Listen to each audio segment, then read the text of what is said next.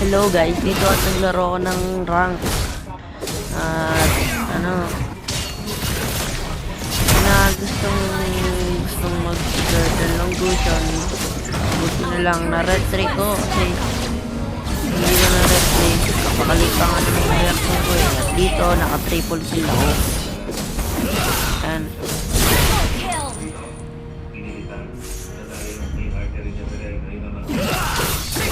Pagkakuha ko ng blue buff, nakita ko din na dito si Layla at pinatay ko siya.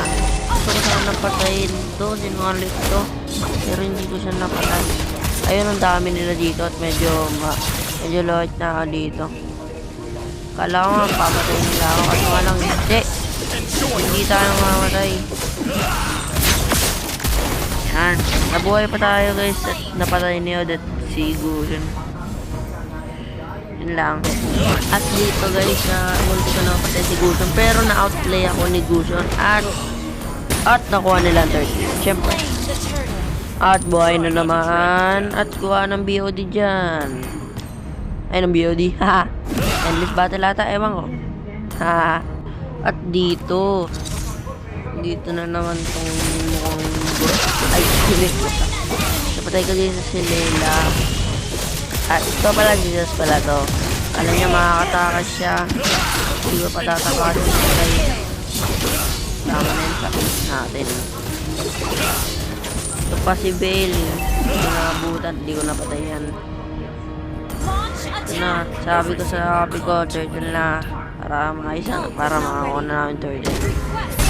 Dito nakuha na namin yung turtle lang walang kahirap-hirap. Kasi napatay ni Odette yung Gusion na. Dito nakita ko si Zaz at si Layla. Tinry nila makauwi pero hindi ko sila pinauwi. At ito pa si Bale. Tama? Kahit sino man yan, triple kill at napatay sila. Alam ko nga dito guys, matatalo kami kasi tinan mo ulang alive namin yung dito yung turret. At dito sabi ng mga kampi ko, third na kami. Buti at napatay nila si Gusion. Sakto, matagal lang bago mabuhay si Gusion.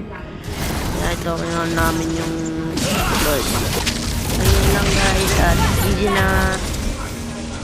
Sa ibang video naman, at tuturuan ko kayo anong binibig ko, ano pa, that emblem ko.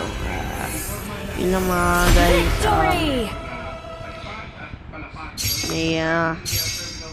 Buti nga na di pa ako nakakarangkap sa Immortal sa Legend o kaya sa Mythic.